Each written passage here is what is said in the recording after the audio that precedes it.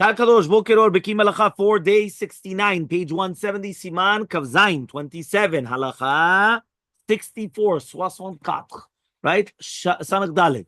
Mi shenashu se'arot rosho v'na'asa kereach. Yeah? His hair fell out, and therefore he's bald. Yeah?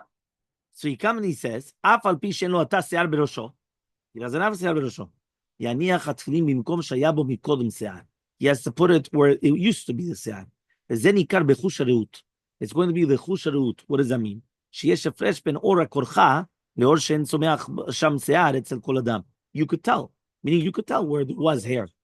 Right? Yeah, exactly. You could tell where it is. So he says, right, this is the Ben Ish Chai. Right? So he says, ועדיף יותר להגביה תפילין למעלה, ממה שיהיו ספק, שמא אינה ממקום שיער, שבמקום שיש בראש להניח שני תפילין, ספק גדול הייתה לחומר. Meaning this. It's always preferable to go higher than to go lower. Because if you go lower, you already have a sefek doraita, and it could be you're not going to say chova at all. If you go higher, technically you have space for two tefillin. So it's always better to go higher than to go lower. Person comes here has a doubt. Don't put yourself in doubts. It's always better to rim yuter. Always place it higher up. Okay? Okay, kamuvan. But if you have space, no, because if you have the space for two, so that means obviously you have a lot of space. Okay, kereach she'en sarotav tzumcho me'al mitzcho, yaneach hatfilin במקום שדרך השערות לצמוח אצל שאר בני אדם, שלמקום זה הוא מקום גבוה שבראש. Which means, what happens if you have a person, right, that even if someone was born bald and he never grew hair on his head, he's going to do it in a normal place where people usually do it. Samech Vav 66. Nishal matzchot tzomchim se'arot, en lo להתחשב בכך. What happens if a person has se'ar on his metzach, on his forehead? He's got a hair.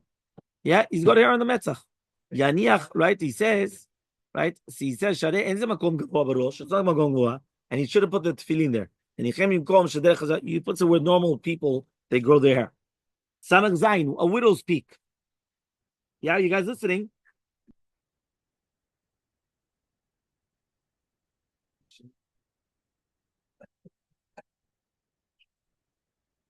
Interesting. This is called a widow's peak. Okay. What? He says a widow's peak. Listen to this. נישת צמיחת שערו הינו בחלק המרכזי של מצחו, אך בשני צדדי מצחו אין גדל שם שיער. What happens if a person has, right, a widow's peak? What is that? That the hair in the center grows from the hairline just above the forehead. But on either side, no hair grows until some distance. Such a person, right, is going to be careful, should attempt to put the position on the tefillin shalosh so that the front of the tzitura is entirely in the area where the hair is currently growing. He says some poskim rule more leniently, saying that it does not matter if the corner of the tzitura are positioned where no hair grows. So he comes like this, 187 on the footnote. It says the Shulchan Shlomo rules stringently regarding people whose hair forms a widow's peak, even during their youth, insisting that the entire bite with the tzitura should be positioned sufficiently far back on the head so that the entire bite is positioned where the hair is growing. They must not position tefillin behind the front of the hairline, if this will result that the corners of the tzitura are not in hair. Everyone understood the problem. The problem is like this. If a person has a widow's peak, it goes down here and up. Now, he puts the tefillin. The problem is, the tefillin, only part of it will be on the hair.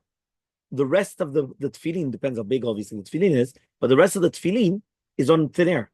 There's no hair there, because the hair over here is further up.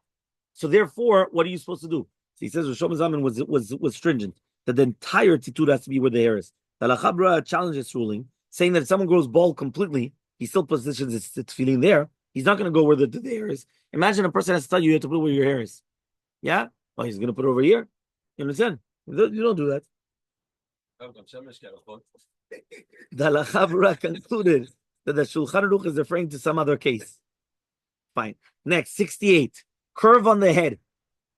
The truth is, Mamash Chaval, here it has a whole bunch of illustrations, but it's only, no, because I can't find the Yalkut Yosef on Tefillin. It disappeared. Fine. As explained above in Halacha 27, if the Tefillin does not sit flat on the curve of and the portion of the bite is suspended in the air, he still fulfills the mitzvah. What about the back limit? Somebody asked, does they have a back limit on the hair?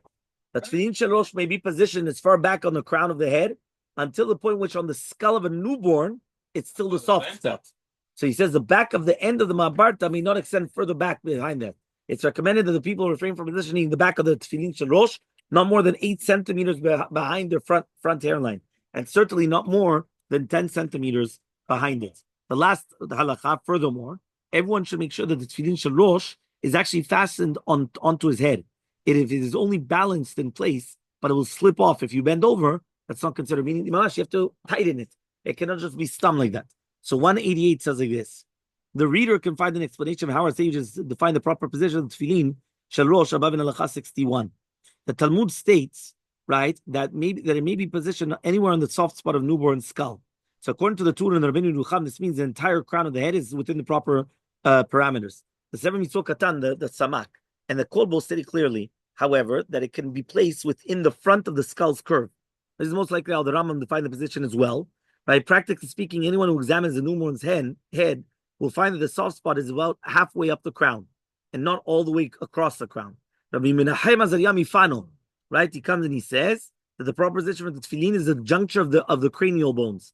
As the child grows older, this spot moves somewhat higher on the skull, but is approximately halfway across the crown.